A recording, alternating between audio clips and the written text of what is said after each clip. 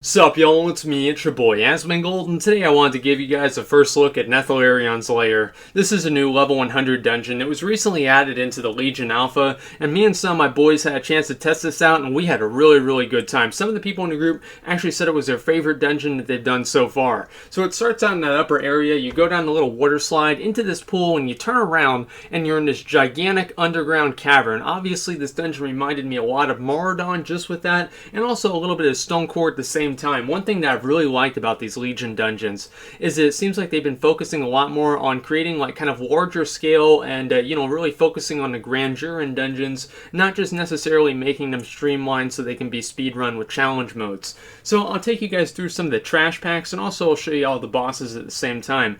Our DPS really fucking sucked, okay, because I wasn't DPSing, but anyway, our DPS was really pretty low, so I'm going to be cutting around kind of a lot. There are those little little burrowers, tunnelers, whatever you want to call them. They basically just ported away and then breathed in a certain direction. Very easy to deal with. This next mob right here, Vile Shard Hulk. Obviously like little mini Tectuses here, and they didn't really do too much. The little mini mobs, it seemed like whenever they died, they left a pool of poison on the ground, so you just had to kite them around. Overall, this dungeon was very easy to deal with, and I think one of the main reasons for that, or possibilities for that, is that the scaling wasn't really implemented. We just went in there, we weren't scaled down or scaled up or anything, we just went in there, but it was supposed to be designed for level 100s. So we killed those guys and we did another huge jump. I like these jumps because we're descending like more and more into the caverns of fucking Neltharion, which by the way guys, if you didn't know, that's fucking Deathwing, okay? So this is the first boss. I don't know what, he's a rock, okay? And so you pretty much have to kite him around. Now, he doesn't really do too many things. Basically, like, he just summons ads whenever he takes damage. The ads are very easy to control, and even if you don't control them, it really doesn't matter because they don't do that much damage. He casts his Shatter ability. I don't really know if you can outrange it, but it doesn't really seem like you're able to. Also, whenever the ads die, they leave a poison cloud on the ground. That's something else that you don't want to be standing in. Razor Shards is whenever the boss faces in a certain direction, and he shoots out razor shards. You don't want to be standing in front of that.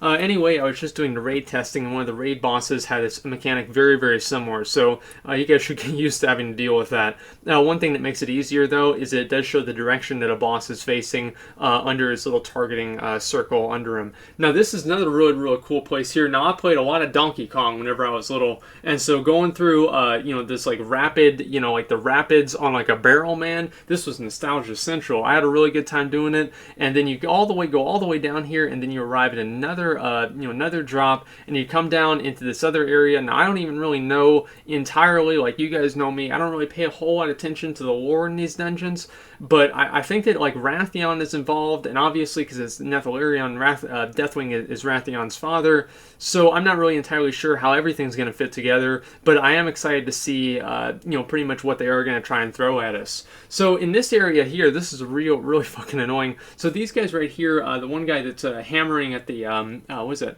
What is that? At the drum. At the drum, basically, like it's just like in Zul'Aman and Stonecourt and like a million other dungeons where basically you have to kill the guy before he gets to the drum. You can also kill the drum, but right now the drums are scaled up to 110, so we had kind of a hard time killing the drums, and killing the mob itself was not really as realistic as you might have thought. Now, as I said before, like the tuning in the dungeon really was not.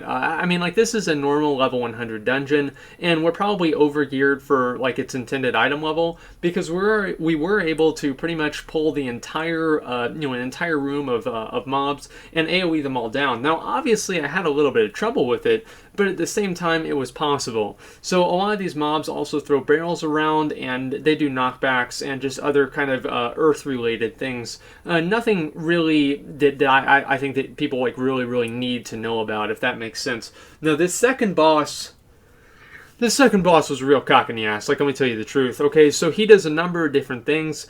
He summons these cave-ins, and he basically puts down barrels. Now, the first time he puts down his barrels, he's going to basically summon these cave-ins, and I'm assuming you're probably supposed to kill the barrels, not the cave-ins, but just because, of course, this is alpha, you have to actually kill the cave-ins themselves, as you guys can see. So you can just kite away from these, it seems, so it doesn't really become too much of an issue, but later on in the fight, I can see see how they could build up. Also, he does this thing called Stance of the Mountain. Now, this is basically like what you're really playing here is like a carnival game where he turns into 3 of those little totems or barrels or whatever they are, and after they move around very quickly, I was trying to tell people what they are or like which one to kill, but I could never figure it out.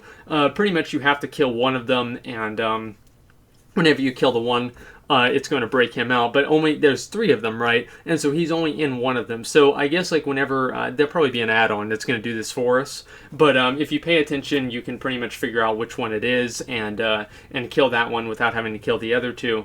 So this is the one that I thought it was. I was wrong, and so you just go on to the next one and kill it, and kill them until the boss spawns.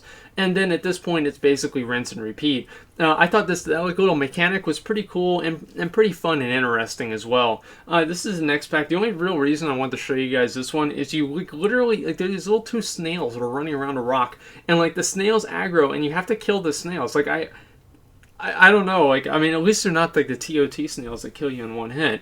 Anyway, so then this is the next boss, Neuraxis, I think. And he's obviously like a big-ass, like, shadow worm. Now, as I said, our damage was absolute dog shit, so I'm going to be skipping ahead pretty soon here.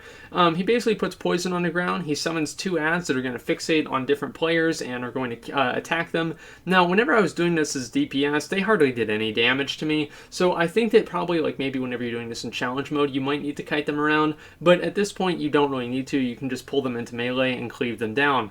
Also, there's, like, kind of a little bit of fancy footwork that you've got to do in melee range here, and the reason for that is because sometimes whenever, like, he puts down all that poison, you're going to have to move from spot to spot to make sure that you're not, standing in it. But honestly, guys, even if you are, it doesn't really do that much damage. This is another really, really cool thing that they added into this dungeon, is after you kill Neuraxis, you jump down into the bottom layer of Neltharion's lair. And this is like whenever we came into this area, I was like, oh shit. Right, I thought this was really, really cool. And so here's Daraghrul. Now, this is the asshole, if you guys did the Heimal quest, that took the hammer. Right? Because you guys remember him. What a dick, right? Because he's blowing shit up, breaking stuff up with the hammer. Well, we gotta kill him, right? Because he's been a problem for everybody for like, I don't know, for me, like a few hours, right? So there's the hammer of Khazgurgal or whatever. I'm not really sure why he's trying to take the hammer, but he's basically a fucking gorilla. So, I mean, I'm not assuming that there's a whole lot of logic involved.